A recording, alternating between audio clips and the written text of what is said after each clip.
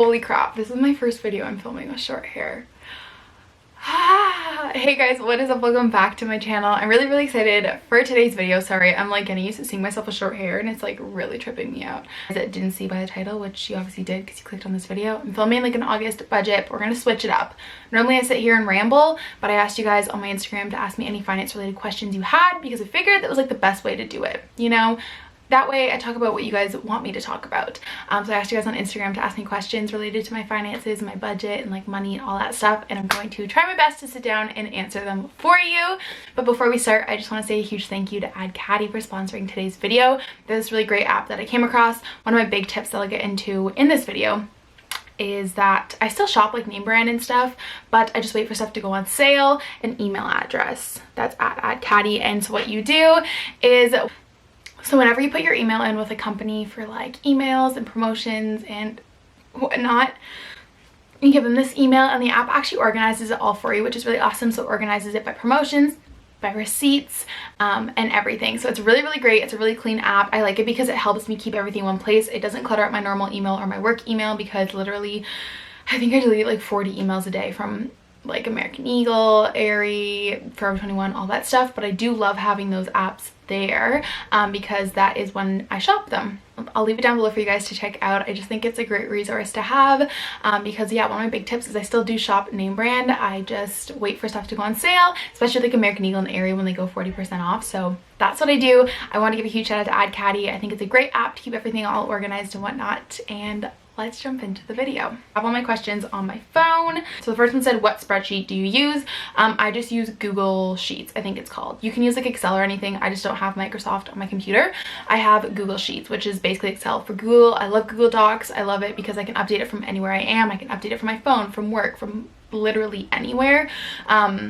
And I personally like doing it on the computer and not writing it down, only because then I can adjust numbers if need be, or if I get paid and the number changes. I just like hate having to like cross things out on paper and stuff. So I definitely think going digital is the best way to do a budget. You can change numbers, you can do it. Yeah, I just think it's great because you can like really adjust things as needed. We'll leave it down below if you guys want to check out my template. I've showed you guys in other videos. It's the same thing. It's very basic. How do you budget with groceries? That's a good one. If you guys don't know, I do live at home, but I do buy my own groceries mainly because I do follow a macro lifestyle, and so obviously there's stuff that I buy that I don't expect my parents to buy. I also can't really do much dairy, so like I don't expect my family to buy my almond milk and stuff for me. I don't know. Some people say it's weird, some people say it's normal. I don't really know. But I think, you know, I just buy my own groceries, which also kind of does prepare me for when I go out into the real world and I live on my own. So I definitely recommend one, shopping at grocery chains that have like a point system. Those are really great, and then you can like get points and stuff. I do give myself a budget for groceries, usually about $40 a paycheck, which is sorry, my phone's just like popping off. Every 2 weeks, because like I said, I don't buy all my groceries. I just buy like staple items for my diet. Like I don't buy like fruit and stuff. I make a list on my phone. I don't go grocery shopping when I'm hungry. I stick to my list. I think it does help that I live a healthy lifestyle because then I don't like go crazy with like chips and stuff like that. I use an app called Flip, which basically just puts like all your flyers together, and then when I go to the grocery store I can price match. I know it's a pain in the butt and it gives me anxiety, but like it's so worth it when you price match. So I do that. I price match. Also, don't be afraid to like go to multiple grocery stores to get different things. Like I know egg whites are always cheaper at Metro than Sobeys, so I get like certain stuff at certain grocery stores. It definitely takes a bit more time, but I think it's worth it. Next question is, share the tools you use for budgeting. I use like a spreadsheet. I also have, I don't really have any like budgeting apps. I don't use Mint or anything. I don't know why. I just like don't. They kind of freak me out that like I give them my bank information. I don't know. It's probably just me, but I don't use any actual budgeting apps. I just have like obviously my bank card stuff on my phone. I also have this cool app called Card, which keeps all your point cards on one app, which I think is really helpful. So I recommend that. I'm a big gal on the points. I have points with like every single company possible. I just love it. But yeah, I don't have any actual budgeting apps. I just have like my bank app, Card, AdCaddy, Flip. That's really it. The next one is, how do you budget for traveling? This is a good one. So my first tip is Google Flights. Google Flights is a really great resource. When people ask me how I book flights, always through Google Flights. They will find the cheapest flight for you, and they even let you go so far as to save money as like booking, like if it's cheaper like to get there with one airline and a different airline to get back. That's that. You can also track your flights, and it'll tell you when in the previous year the flight was at its lowest point, so you can book it. You can track it, so they'll send you email updates on a weekly basis to see if your flight went up or down, so I definitely recommend that. Also, the lighting keeps changing and I'm so sorry. So I use Google Flights for that. Disney and stuff, like I said, I do the gift card thing, but for other trips, Google Flights is really where it's at. And also, I do have a airline credit card. I feel like an actual adult being able to say that, but I definitely think if you are old enough to get a credit card and you know how to use a credit card like responsibly and stuff, definitely recommend looking into getting like a travel rewards credit card. I know in the States, like the Capital One cards and stuff are really, really great.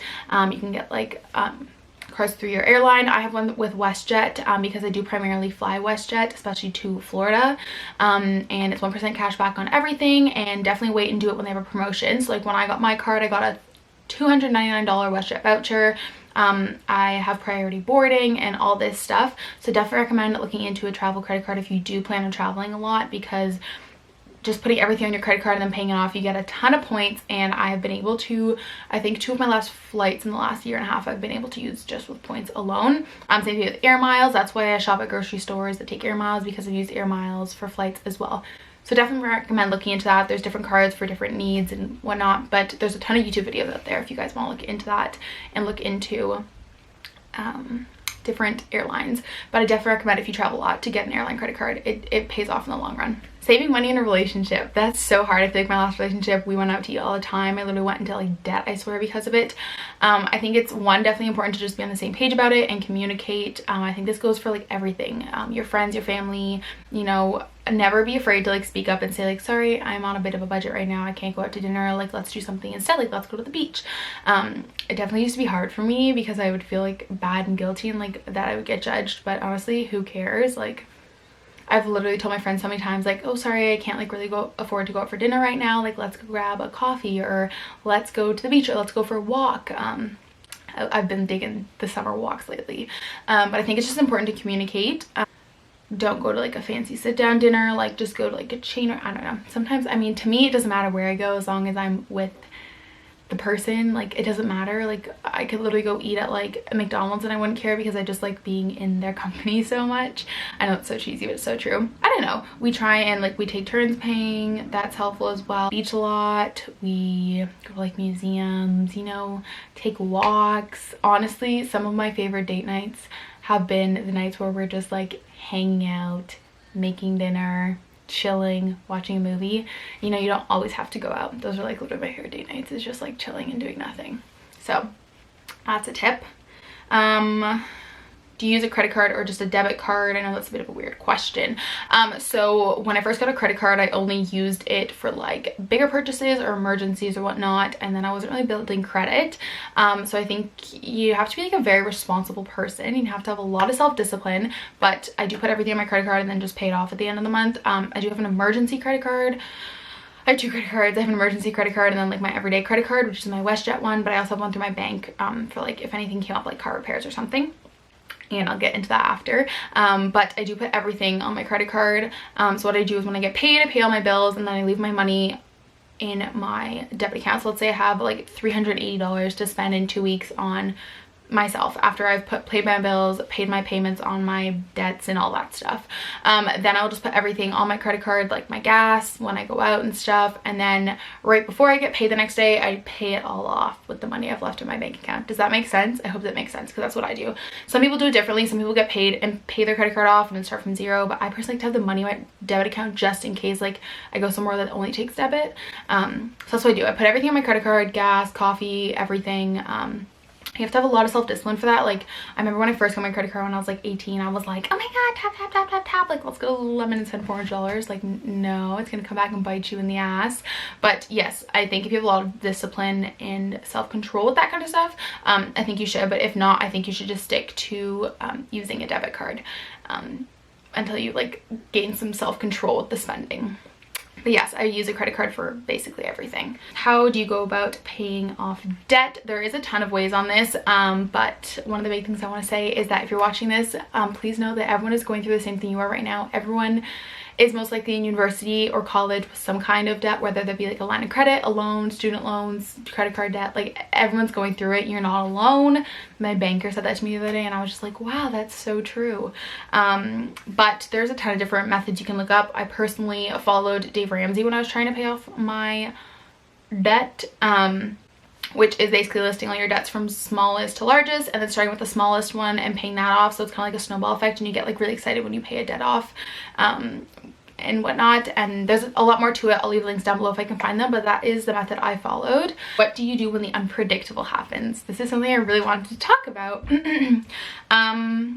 So obviously if you can't afford to do so, like not everyone can, I definitely can't right now at this state in my life, is to have a sinking fund, which is basically just like an emergency fund if something were to happen. But I'm not really in a state right now where I can do that like on a big scale. Like I can do it small, maybe I could put like $50 aside every paycheck for that. But this is funny because this just happened. So our Premier of Ontario changed the student loan process. Anyways, moral of the story, my tuition probably costs about $8,000 a year, which I know people in the States are gonna be like, oh my god, you're so lucky. I know, I'm very blessed.